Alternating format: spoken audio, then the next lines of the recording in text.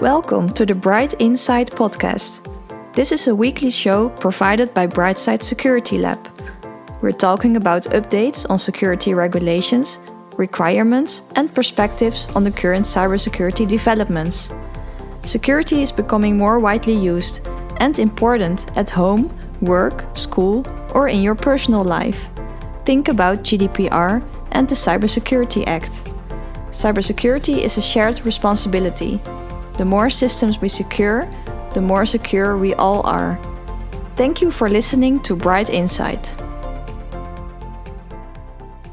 Hi, welcome to this episode of Bright Insight. So today we have our guest Carlos Serratos, who is working in our CTO office.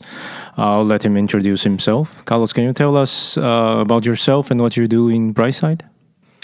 Yes, Kai. Hey, thanks for having me here today. I'm Senior Director of Strategy, Advocacy, and Policy at Brightside. And basically what it means, working with the industry in general, policymakers, and effectively doing the translation between business, legal, compliance requirements, as well to find ways to communicate to the market the benefits of security and security evolutions in general. Great, and congratulate on your new elected role as board member in Eurosmart. Is that something we can share? Yes, thanks, Kai. Indeed, the role we have there, we are representing the TIC community, the testing and certification houses in Europe. And Eurosmart is a very important association in Europe, perhaps the most important association for the security domain. And we are very happy to be there, not only representing the TIC community, but engaging with all the security ecosystem, helping to address the needs in Europe. Great. And this episode, our main topic is about Cybersecurity Act. So it's a huge topic, we know, but we try to discuss it or introduce it in a very concise way. And of course, if the audience has any questions, they can always contact us to ask more, or we can prepare more material if you are interested in. The first question will be, what is Cybersecurity Act and what is its impact on our life as consumer, general public, or developers? That's a great subject. And that's one of my favorite subjects. The Cybersecurity Act has a very interesting story. And at some point of time, there was a big discussion about how do we identify products which are secure. As a consumer, as a business, you would like to identify what kind of products you are acquiring, in general, from all the functionalities and capabilities of the product. So cybersecurity is not that different. And then there was this question, how do we know when a developer or manufacturer is doing due diligence, using best practices on their products to make them secure? So that's how over time, we evolved to this idea of having specific certification frameworks that will apply to different product types, and not just devices, also to processes and services. That will allow us to identify, as consumers, as business, the different characteristics of each of those different services, products, devices that we use day by day. Okay, great.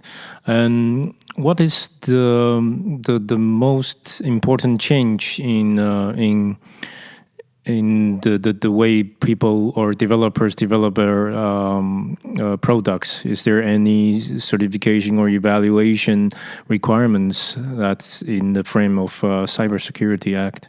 The Cybersecurity Act is a piece of legislation that establishes the principle of the creation of different frameworks, and is really up to the different sectors to define those frameworks. For example, at this moment, the Commission is working with two programs. One of them is called the EU CC, or Applicability of Common Criteria for Europe, and the other is for cloud services. And those are just a couple of examples of how we are generating certification frameworks for specific needs. Common criteria is very popular, very well known in the high-end security domain.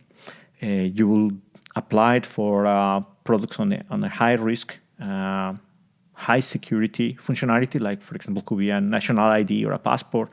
And what happened here is that we have guidance towards the developers on what is expected in terms of security functionality and how this will be evaluated in a way that is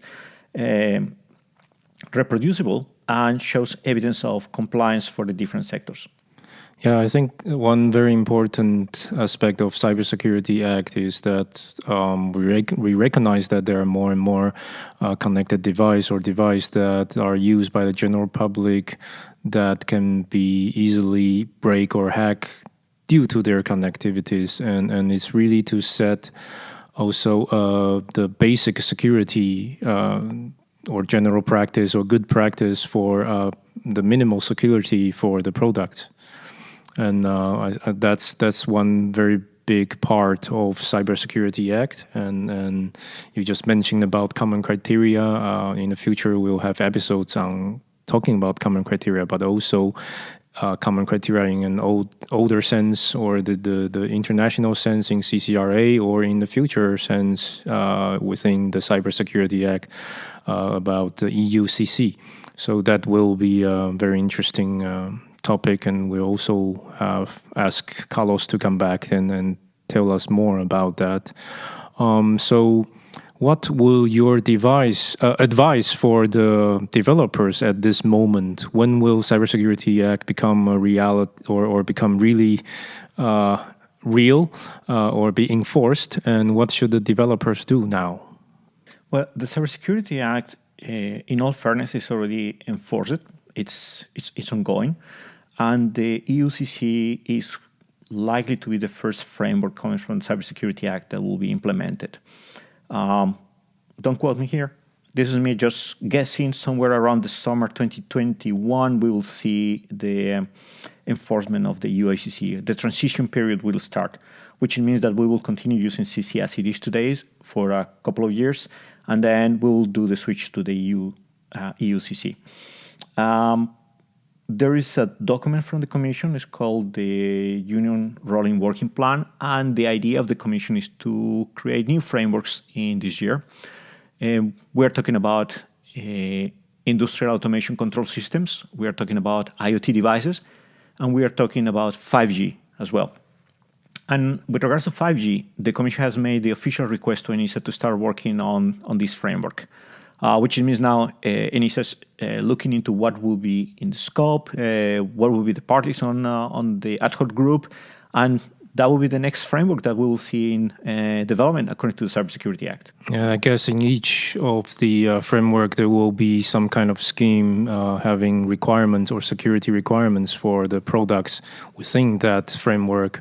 For example, 5G and IoT devices. And actually, a lot of developers, I think, they are not yet thinking about security or not building security in their product. So will your advice for them be contacting your local lab or bright site to really understand what they need to prepare to be able to sell their product when the frameworks kicks in?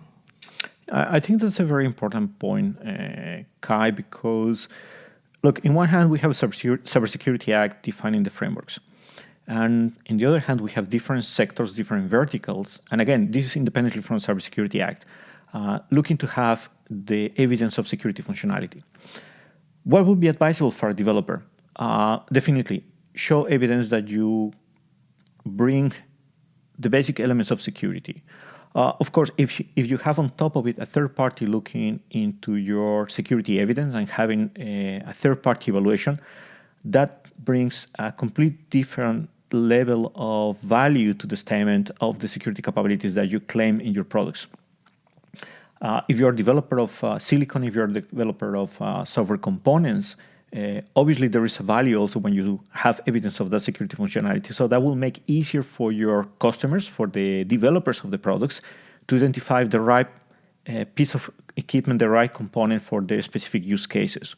There is a lot about state-of-the-art in the different legislations. Well, state-of-the-art doesn't mean the greatest or the latest. State-of-the-art means fit for purpose, proportional to the risk. So from that mere perspective, it's very important to give visibility to the developers of the products, what kind of functionality comes in the product, what is the strength, so they can decide what is the right fit for purpose, what is the right the technology for my specific use case. And that's the real value, having that security evidence. Great, and thank you for the explanation on Cybersecurity Act. And I know we only touch upon the service of this legislation, but in the future we'll have more in-depth or in a certain segment discussion on this or the impact of Cybersecurity Act on our day-to-day life or on the developers of secure products. Thank you very much today for this with high dynamic conversation. Hope to see you in the future episode. Thanks, Kai. Thank you for listening to Bright Insight. In the next episodes, we will cover different topics such as the EU Cybersecurity Act, the business case of security evaluations, common criteria, SASIP, IoT, and software-based security. Stay tuned and subscribe on brightside.com.